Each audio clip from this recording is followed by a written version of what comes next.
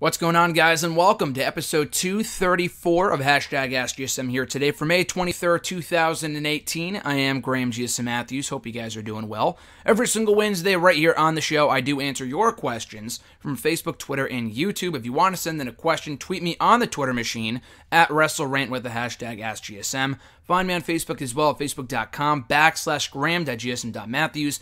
Leave a comment on the post I usually put up on Tuesday nights, if not on the wall itself.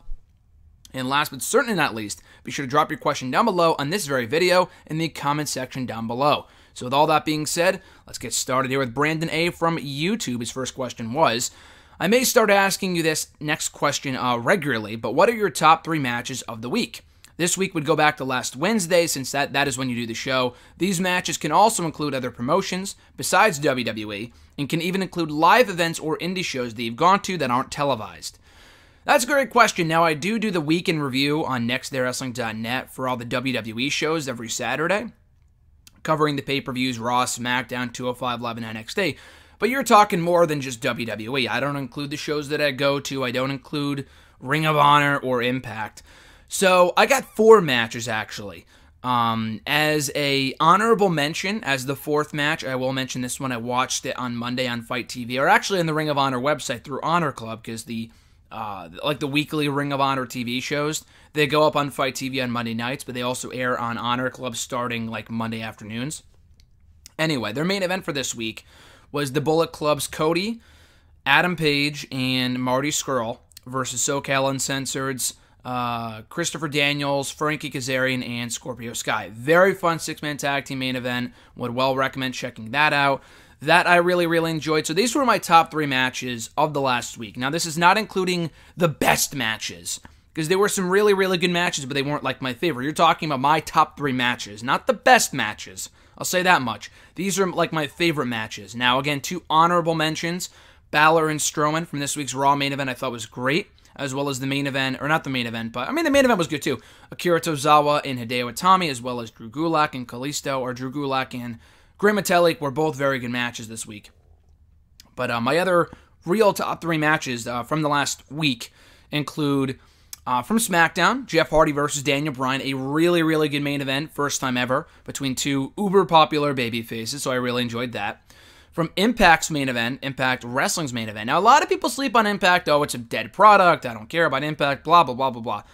I understand that. But their wrestling has gotten quite a bit better over the last year. But anyway, their main event for this week was Austin Aries and Matt Sydal versus El Hijo del Fantasma and Pentagon Jr., which was a great match. I like all 4 of these guys. They worked very well together and put together an amazing main event, so I really enjoyed that. But by far, my favorite match from the last week in WWE, or just really in wrestling in general, you'd have to go back to last Wednesday. Now, you're saying you got to go back to Wednesday because that's when I record the show. And you're right. I record the show before NXT.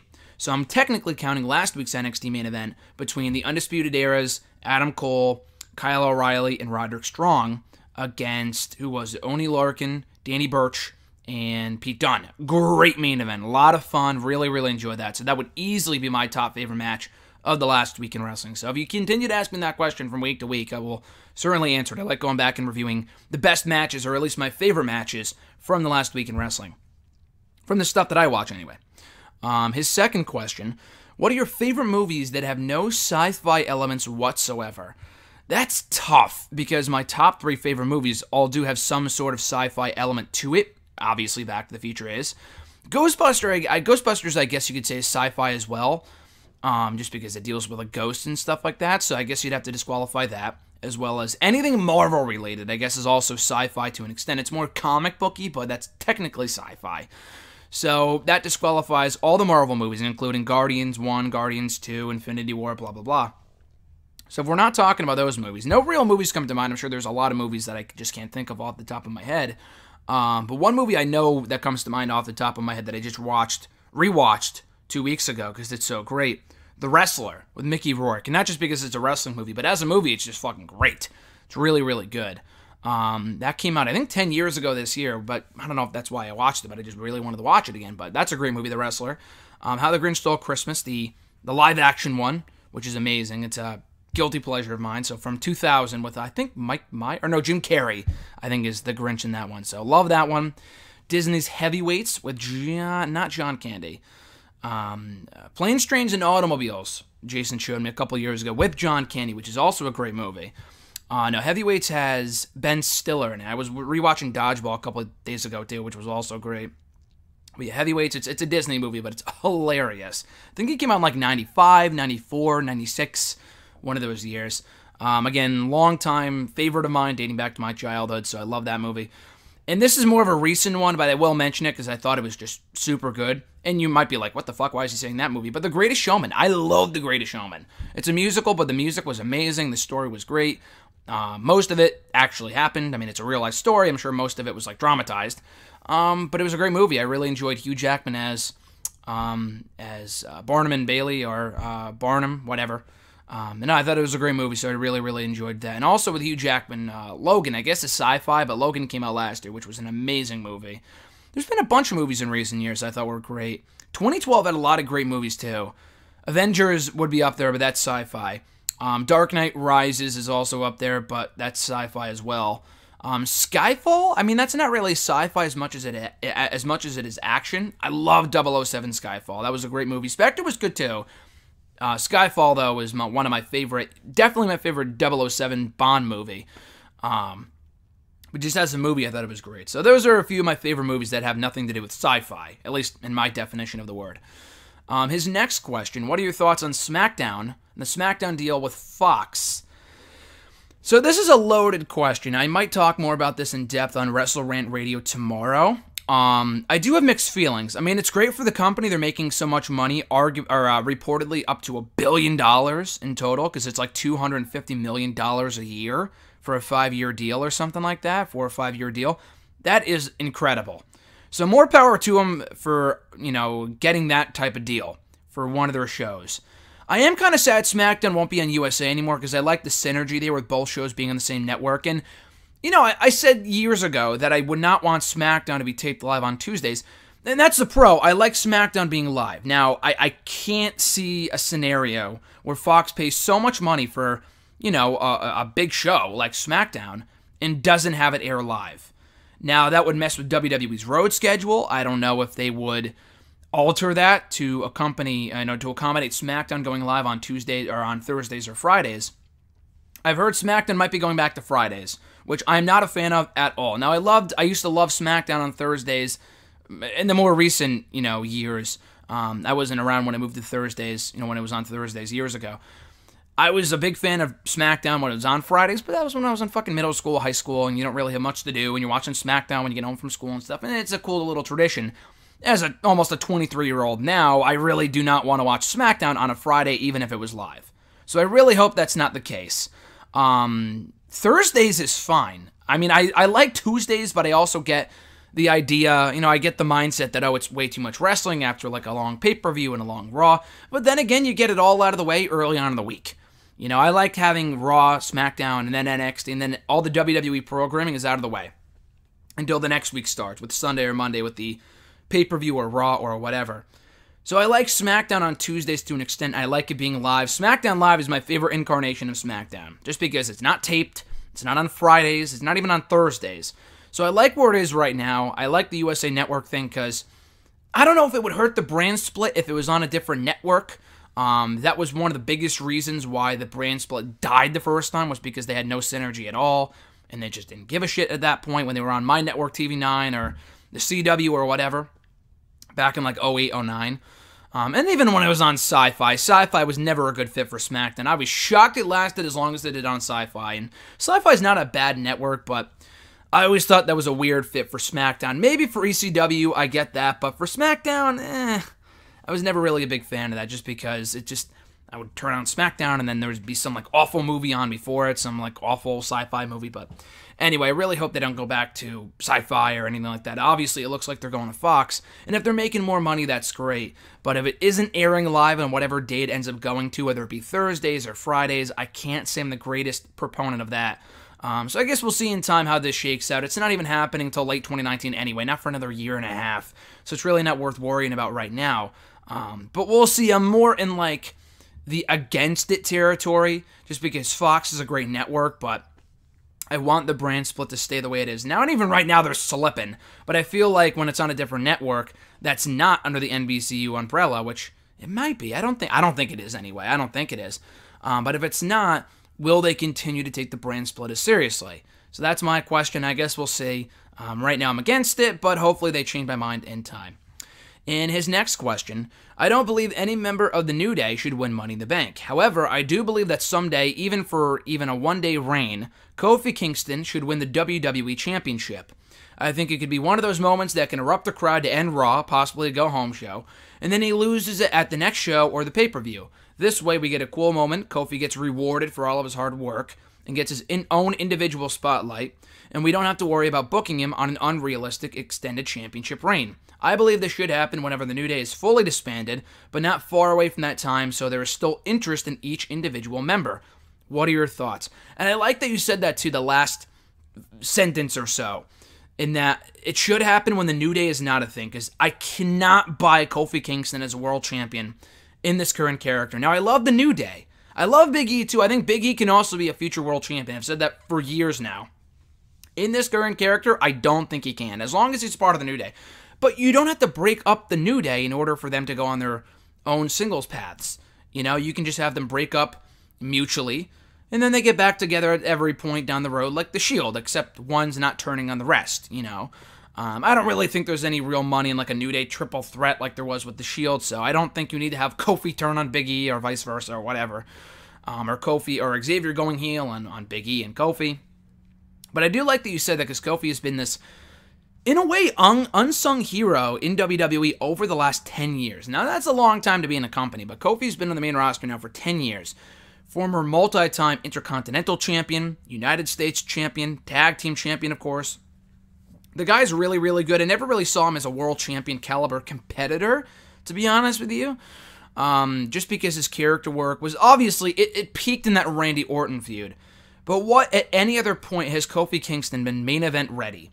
Has been a main event level superstar? Let's be honest here. I mean, the guy was on a roll in 2009, but that was 9 years ago. I do agree. I think it would be cool. I'm not against that idea, though. Despite me saying that, I'm not against the idea of Kofi Kingston getting a one-off world championship reign, even if it was for a day or two. And I think it would get a great reaction. Because like you said, everyone is still interested in each individual New Day member. And if they broke them up soon and they did it soon after, that's fine. I don't think it would happen on Raw, obviously. So keeping him on SmackDown and doing it there would be cool.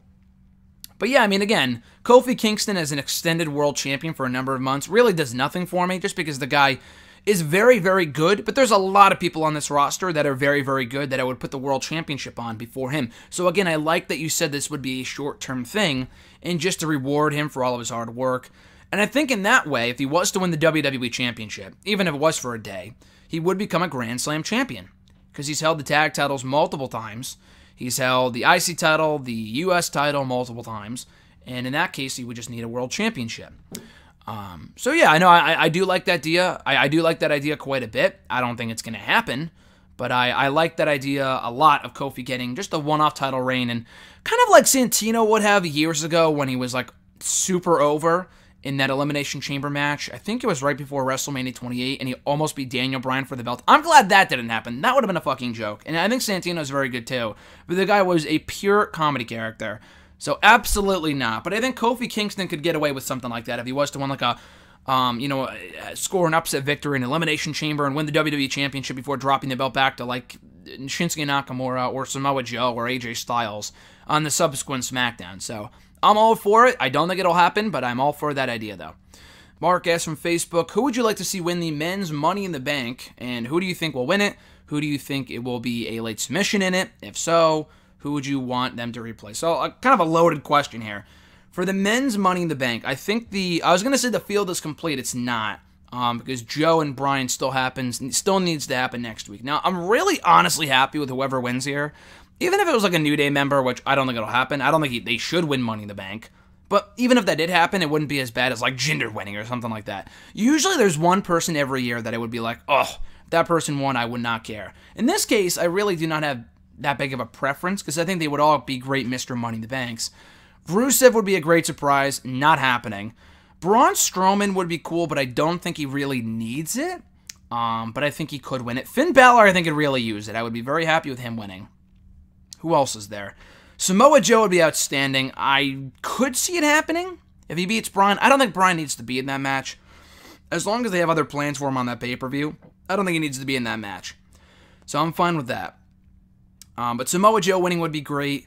Who else from SmackDown qualified? I don't even really remember. Who else qualified for Money in the Bank? Not Andrade. I'm trying to go back in my head here from like last week and the week before that and the week before that. Obviously, I know Rusev qualified. The Miz. I think The Miz is going to win it. So Miz is my pick, and I would be very happy to see him win it. Who else qualified recently? Daniel Bryan lost to him. Jeff Hardy lost to him. Who was the other qualifier? Now Big Cass got hurt. Samoa Joe is qualifying next week. God damn it. Who else is in that match? Oh, the New Day guys. I already mentioned the New Day guys. Yeah, I'm not really fond on one of those guys winning, but it wouldn't be the worst thing. Maybe of those people, but it would not be like terrible if like Big E won or Kofi won or whatever. I think it'd be pretty cool. So I'm going to say The Miz. I don't think there will be any late submissions. I was kind of, or a substitution. I'm not really mad that this person isn't in it, but I thought it'd be cool to see Shelton Benjamin in that pack. I mean, Shelton Benjamin has really been doing nothing lately on his own, so I can't say I'm surprised that he's not in it. But just for old time's sake, I think it would have been cool to see Shelton Benjamin in a Money in the Bank ladder match.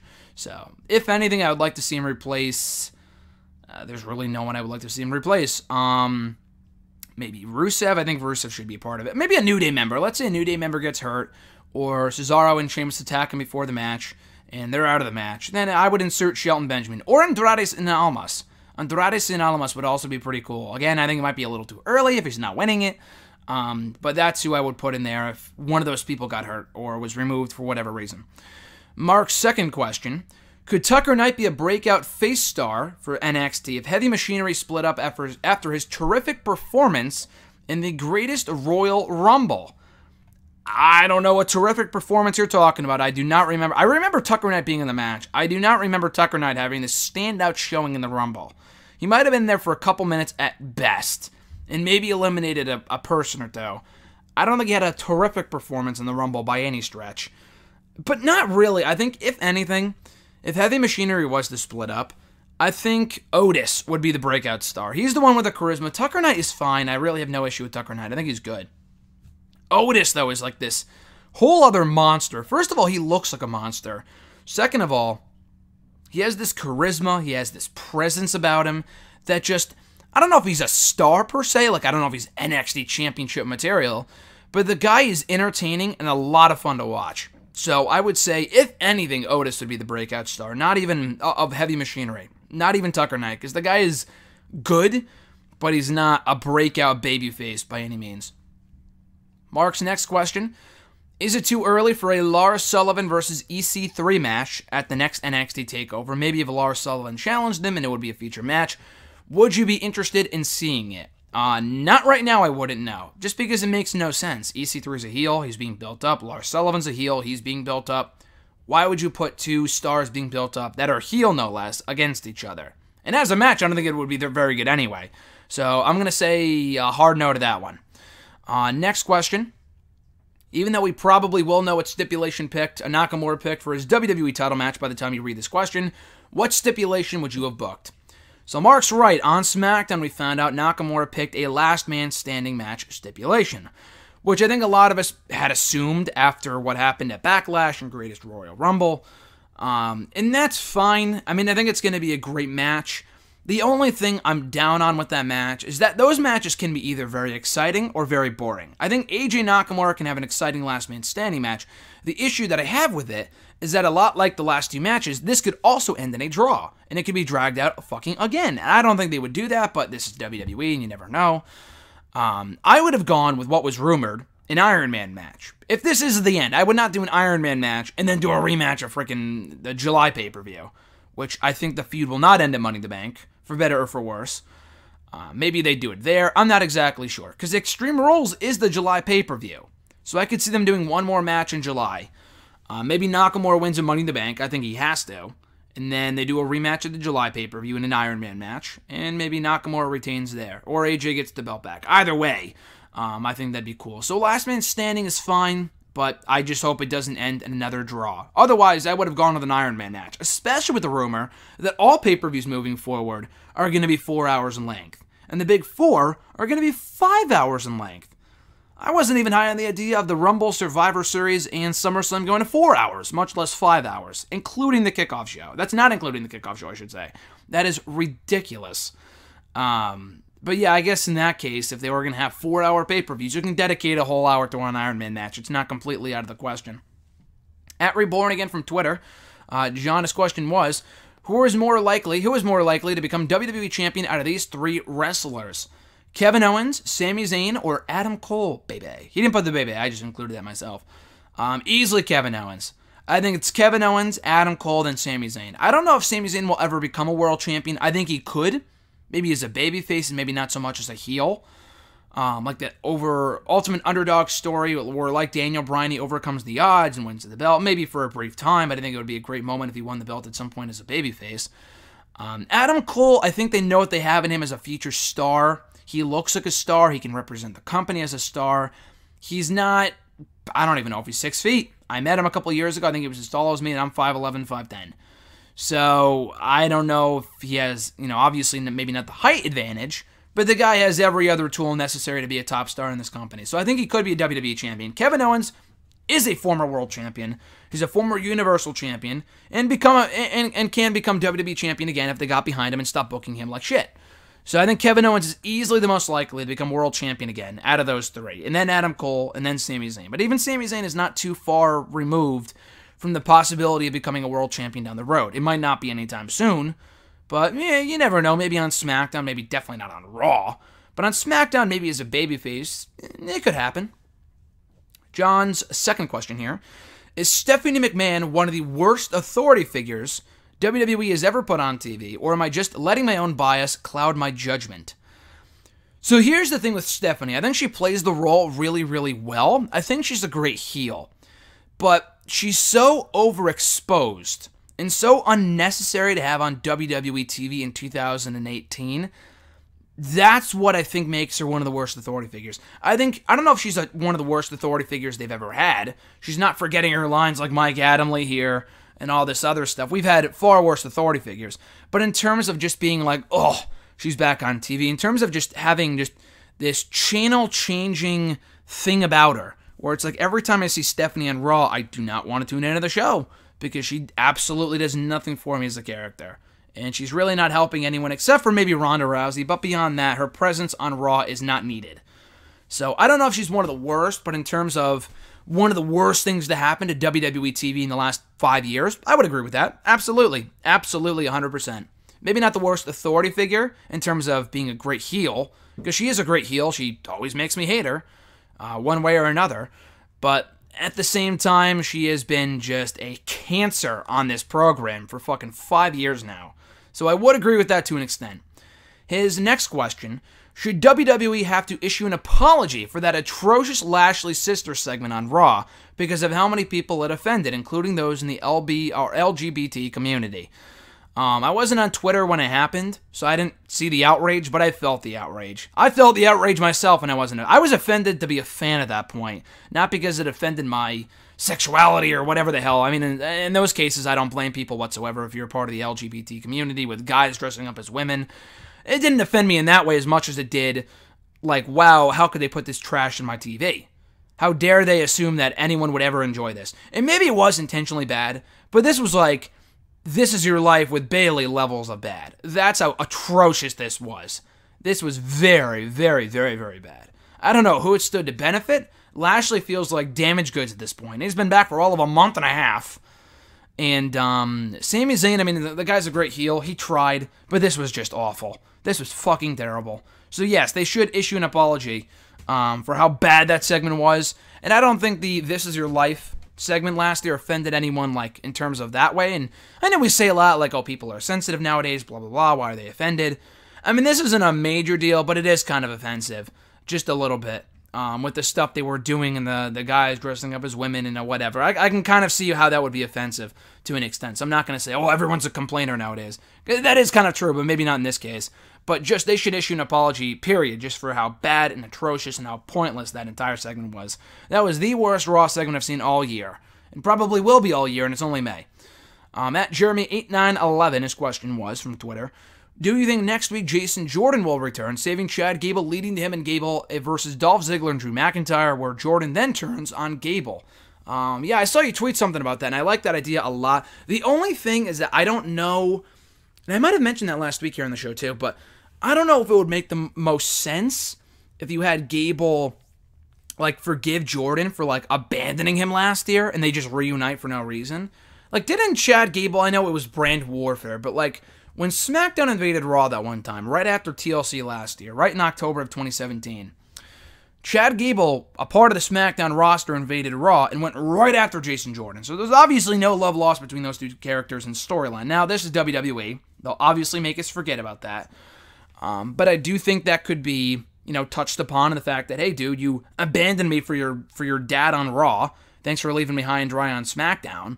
I think it would be one of those things that would be dumb if they reunited immediately. But if Jason Jordan attempted to convince him, I've changed, blah, blah, blah, and then he turns on him, Gable would look like an idiot. But I could still see that happening, and I would not be opposed to it. So, I would be fine with that. I don't know what else you do with Ziggler and McIntyre and Gable and Jordan at the next show. I mean, they don't even have to be on the show, but I could see that being like a kickoff match. I don't really know what else you do with Jordan if he's not doing something with Gable, which I feel like makes the most sense. I mean, obviously Jordan and Rollins have unfinished business from right before Rollins or Jordan got hurt. So I want to see them go back to that at some point, especially with Rollins being the Intercontinental Champion. I think there's a lot of, history and chemistry there and stuff they can play off of, and they can have great matches over the Intercontinental Championship. Maybe that's the first feud that Rollins has when the first feud that Jordan has when he comes back and targets Rollins for the title. But if they put him with Gable, I would not complain. And I think that could be a fun match before Jordan turns on Gable and Gable becomes his breakout babyface and Jordan goes back to being a full-fledged heel. So I like it that way as well. His second question, thoughts on the Revival and Tyler Breeze working NXT Live events this past weekend? Would you be up for them having a few-month stint in NXT? And if so, who would you like to see them feud with? I thought it was cool. I think NXT always does a great job of keeping people on their feet at not only their TV tapings, but also the house shows too. I remember a few years ago, it was like right before Sami Zayn left NXT for the main roster, right before the Rumble when Sami Zayn appeared in that match, they had some house show. And Kevin Owens showed up to confront Sami Zayn, and they had not feuded in a while, so I thought it was really, really cool. And Kevin Owens, by that point, I think was like the Intercontinental Champion, or he was on the main roster, or something along those lines. But anyway, if they do more stuff like that with the NXT house shows, and they kind of surprise people by bringing in people they don't expect, it's cool. They make the shows feel more must-see, and they give people the sense that anything can happen. I mean, hell, look at the show that I went to. I went to an NXT house show, and the fucking title changed hands when Samoa Joe beat Finn Balor, so you never know what you might witness when you go to an NXT house show, no matter how monumental that moment might be. But Breeze being back, the Revival being back, you could just tell how much fun they were having and how much they enjoyed being back and, somewhere where they weren't being wasted. And Tyler Breeze has been wasted on the main roster for years now, almost 3 years. But yeah, I think Breezango's a decent thing. They got a decent thing going over on Raw with the Fashion Police, whatever. But, for what it is, I would rather have Tyler Breeze on his own. And I know they would not do anything with him on the main roster on his own. So you might as well, put him back in NXT for a few months. Who would I see him working with? I think Tyler Breeze and Velveteen Dream would be a very entertaining feud, if not a very entertaining tag team. But I would rather see Breeze and Velveteen Dream feud, so Breeze can put over Velveteen Dream. The Revival, as heels, the Revival and Undisputed Era would be a lot of fun. Even if they are two heel tag teams, I think that could be a lot of fun. The Revival and Undisputed Era, the Revival and War Raiders could be a lot of fun. I think that could be a nice throwback. Heavy Machinery could be cool too, but yeah, the War Raiders versus the Revival, the Street Profits could be a lot of fun. So yeah, those are a few teams I would like to see them work with if they were to have a multi-month feud or multi-month stint in NXT, which they could really use right now because WWE is doing nothing with those guys on Raw. How many times have I said that Raw is wasting away the Revival, doing next to nothing with these guys despite how good they are? It's really a waste. They're wasting these guys away, so they might as well do something with them and put them in NXT for a few months, even if they aren't winning matches and they're just there to put over other tag teams. I'm completely fine with that. I said the same thing a few years ago about the Ascension. I mean, the Ascension showed up on NXT. This was years ago. They got called up at the end of 2014. But they returned to NXT for a few matches at the tail end of 2015 and maybe early on in 2016, putting over American Alpha and a few other tag teams, maybe I think including the Revival. And they were over. They were over. And the Ascension are not an over tag team. They're just not exciting at all. But they, the Yacht thing, and maybe that probably would have died out if they went back to NXT for more than a few months. But you know what? They were being used better in NXT than they ever were in the main roster. So I thought it would have been cool to see them down in NXT for a few more months. Never really ended up happening. Those were just one-shot deals. But still, I think that could happen with Revival and Tyler Breeze and hopefully kind of resurge their careers the same way it did for Tyson Kidd or even Cesaro or even Natalya or Zack Ryder a few years ago. So I'd be all for that. His next question, should Sami Zayn have a stint in NXT now to erase that awful segment from Raw from people's memories? Yes, I agree, like with what John said earlier, that Bobby Lashley segment was god-awful. That was one of the worst Raw segments I had ever seen. Sami Zayn, at this point, I think Lashley, it did more damage to Lashley than it did Sami Zayn. But Sami Zayn, he's been a nice fixture on Raw and SmackDown for the last number of years. He's been mishandled, but not to the greatest degree where he's like jobbing out to everyone or he's never on TV. That might have been the case about a year ago, but the guy has been, by and large, a pretty important part of whatever show he's been a part of, whether it be Raw or SmackDown or NXT. In all seriousness, Sami Zayn should not have to go to NXT. But if this is the garbage they're going to be treating him with the awful Bobby Lashley feud and everything else, then yes, he would be better off in NXT where he would not be wasted or marginalized or whatever. But otherwise, yeah, he should stay on Raw. But if they're going to continue on with this god-awful feud with Bobby Lashley, putting him back in NXT would not be the worst thing. At Lay in SmackDown from Twitter, their question was, how bad is it if Asuka takes the loss of Money in the Bank? And how would you book Carmella going forward? Does she retain the title going into SummerSlam or not? Carmella, she's good as a character. It's not really her character work I have a problem with, and her mic work gets repetitive, but overall I think she's good. In the ring is where she really flounders, is where she really has problems. Because she had a bad match, the worst match of the night with Charlotte at Backlash. And that's saying something, because Charlotte is great. If you can have a bad match with Charlotte, that's saying something. She's really not that good. I'm hoping that was a one-and-done type deal, where it's like, okay, I learned my lesson, we'll have better chemistry next time, or work at a better match. I'm not exactly sure. Or maybe not book a match where Carmella is on offense for like 10 minutes, doing rest hold and kicks. Just nothing more than rest holds and kicks for 10 minutes. So hopefully, the Asuka match is not booked the same way that match was, because it could be better, and Asuka's great. But I would say have Carmella win at Money in the Bank. Maybe not beat Asuka. Maybe she wins by DQ or gets herself disqualified, whatever. And then stretch it out till SummerSlam. Then I would put the belt on Asuka. I think Asuka Charlotte 2 at SummerSlam would be pretty cool. Or Asuka versus Becky Lynch or something. I don't know. Carmella's good, but she's not the top heel of that division. I think she could be the top heel of that women's division, but so far, in the ring anyway, she has not proven anything to me that she has gotten remotely better than she was a year or two ago. So, hopefully, if Asuka does not win at Money in the Bank, it's not by pinfall or submission that she loses, because that would be dumb. But I would keep the feud going, because the feud really came out of nowhere. Just, Asuka's getting a title shot. For what reason? Like, we talked about this last week, but for what reason is Asuka getting a title shot? It was so stupid and nonsensical. But anyway, if they do keep the belt on Carmella going up to SummerSlam, which is fine, I would put the belt on Asuka at some point, just because Carmella, she's got to deliver. If she doesn't deliver, then strip her of the title and then move on. But right now, I would say give it some more time. We'll see how she does against Asuka. I'm not expecting a 5-star Matt Classic here, people. Something passable. That Backlash match was terrible. That sucked. They really need, or she really needs rather, a breakout performance at that pay-per-view against Asuka. Because if she fails, then I would take the title off her almost immediately. At Mob Squad DF from Twitter, wouldn't SmackDown be better if it was back on Thursdays? To me, it really doesn't matter. As long as the show is live, I don't really care.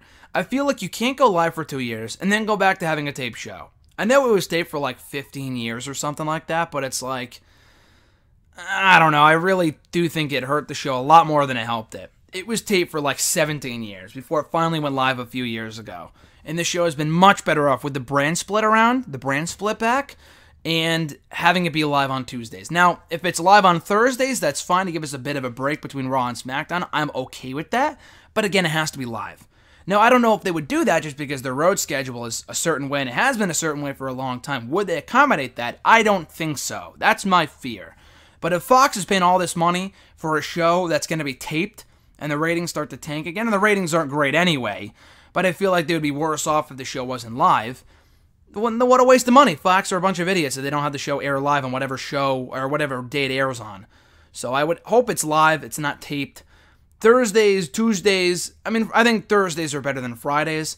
Tuesdays don't really bother me because I like having the wrestling out of the way early. But if it's Thursdays, that's fine too. As long as it's being taped live and it's not being on tape delay. Not going back to tape delay, I feel like that was a terrible system. It hurt SmackDown. No one cared about the show for a long time because of that. Or one of the main reasons because of that. And, Fridays I'm just not a big fan of. Obviously, Wednesdays are NXT. I don't think Wednesdays are a great wrestling day anyway for live television. But Thursdays or Tuesdays are fine with me, as long as it's live. And final question from @CD_TheMusicMan from Twitter. He is the co-host of the Wrestling with Ideas podcast. Well, that Raw's Gibby on the Twitter machine, Zach. He's a great guy, great show, so definitely check him out. His question was, do you have any tips for aspiring wrestling journalists? That's a great question and very timely, too. I'm glad you asked me that on this week of all things, because this coming, what's today, 23rd? I think it was the 27th. I always forget the anniversary exactly, but I think it was 4 days from today, which would make it Sunday. So this coming Sunday, May 27th, marks 8 years that I've been writing for Bleacher Report, which is crazy. 8 years, almost a decade. That's unbelievable.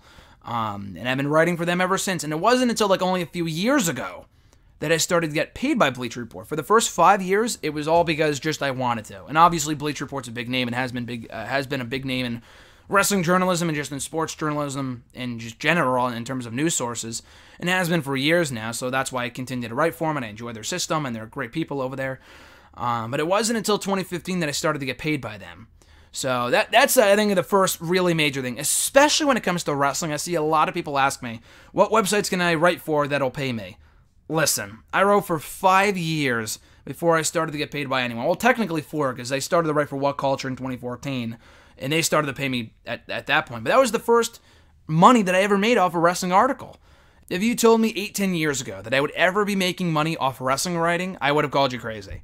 Off of, writing about wrestling. But, it has been a great, a profit, a great way to make money, but not obviously a living off of. But it's been a lot of fun because I'm going to write about it anyway, so I might as well make money off it, so it's cool. But that was 8 years ago that I started to write for Bleacher Report, which is insane. But the point being is that wherever you write for, when it comes to wrestling journalism, you're not going to make money right from the get-go. You might settle up on the right website. They might start paying you. It might not be a lot. It probably won't be a lot. But still, money is money. You can't be greedy from the get-go. Like, I want to make $100 an article. Like, that's very rare, especially when it comes to wrestling of all things. But just period. You don't make money right from the get-go, especially if you have no experience.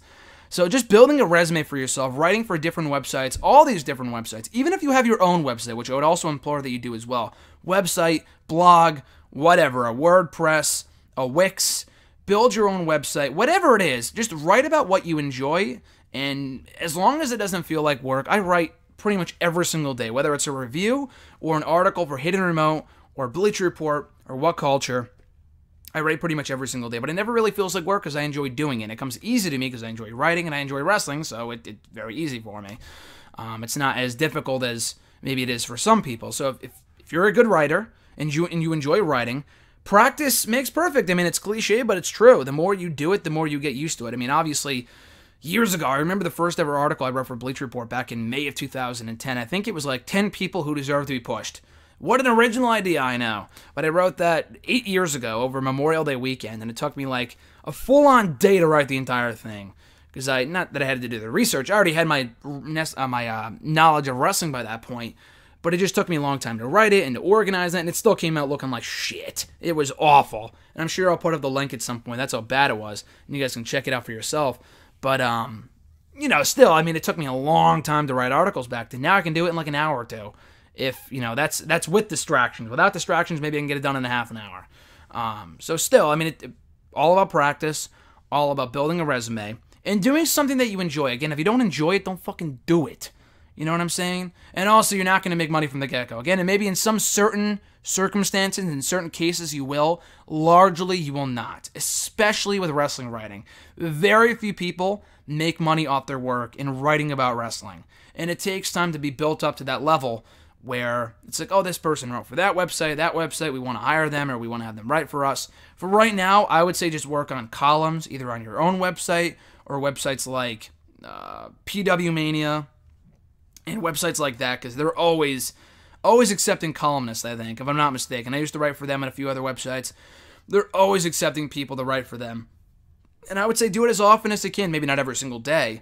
But I think with a lot of people, they write one article, they think it came out great, and that's it. They just kind of get bored of it, and then they just kind of move on. That happens with a lot of things, though, with people, where they do something, they are adamant about getting better at it, they do it like once or twice, and then they just kind of give up and move on, and they never do it again. So I would say be consistent. Make sure you're enjoying what you're doing or what you're writing about. Make sure you know what you're writing about, or at least do the research or whatever. And don't have super high expectations from the get-go. You gotta build a name for yourself before you can start writing for like fucking, I don't know, all these big-time websites that I don't even write for. I mean, I write for Bleacher Report, which is pretty big, but there's a lot of other websites that I would still love to be a part of, and I'm trying to be a part of. I'm kind of working on something right now, another website I might be writing for coming up next month. But yeah, those are my basic tips, and I've talked about this before in another video blog that I did about 4 years ago for YouTube, my tips for writing about wrestling, and that was in 2014, and still a lot has changed since that point. So again, don't have high expectations. Don't take yourself too seriously. You got to be able to write to almost no one. It's like, oh, no one's commenting on my articles. Dude, that happens a lot. Just because no one's commenting doesn't mean people aren't reading it. So it just takes time to build momentum, make a name for yourself, and just get better at it. Practice makes perfect. Time makes perfect. Some things take time. It's not going to happen overnight. Maybe in some cases, again, it's not impossible. But in most cases, it's not going to happen overnight. You're not going to write one article, and then WWE.com is going to reach out, hire you as an editor, and pay you $1,000 an article that you write for them. Like, it's not going to happen. I would love to work for them. I would love to work for them and write for their website. Will it ever happen? Who knows? That's my plan. That's my goal. I don't know if it will happen. I hope it will. But the point being is that you got to work your way up the ladder. Slowly but surely, it's going to happen. It might take weeks, months, even years. It did for me. But once it happens, you'll be happy you made it through. You'll be happy that you put so much work into it, and you'll have this great stream of articles that you could show people, like, oh, this is what I did, this is my work, and not even just for other wrestling websites. In writing about wrestling, what I've seen with other people and even myself, in writing about wrestling, just writing period, helped me become a better writer, which is what helped me land jobs with like school newspapers, writing about sports for internships, something I still do now. So that has helped me out tremendously. And also reading other people's articles too to see how they write. And you got to find your own style, you got to find your own voice, but do a lot of reading too, because I read a lot of what WWE puts up on their website. I do a lot of reading of what other people are writing on Bleacher Report and What Culture, just to see like what their style is, so I could take little bits and pieces from each person, not copy another person's style, but take bits and pieces from each person and mesh it and form it into your own voice and writing style. And before long, you'll have your own voice. Make sure your own voice shines through. I feel like my voice does in my work, but that's just me. Still, and at some point, people will start to recognize that, and you'll find, you'll get attention in the wrestling world of journalism before long. So that's my 2 cents on aspiring tips. Any tips for aspiring wrestling journalists? So we'll end it on that note, folks. Thank you, as always, for checking out the show. Episode 234 coming your way here today. I appreciate you taking the time out of your day to listen to me rant, rave, and ramble about the world of wrestling every single Wednesday right here on #AskGSM. So we will be back, as always, next Wednesday with another all-new installment. As I said at the start of the show, if you want to send in a question, tweet me on the Twitter machine at WrestleRant with #AskGSM. Find me on Facebook at facebook.com/Graham.GSM.Matthews. Leave a question on the post I usually put up on Tuesday nights, if not on the wall itself. And last but certainly not least, be sure to drop a question down below on this very video in the comments section. I'll include it in next week's edition. So with all that being said, guys, enjoy Memorial Day next Monday. And, just enjoy the rest of your week. I'm Graham GSM Matthews, and I'll catch your ass down the road.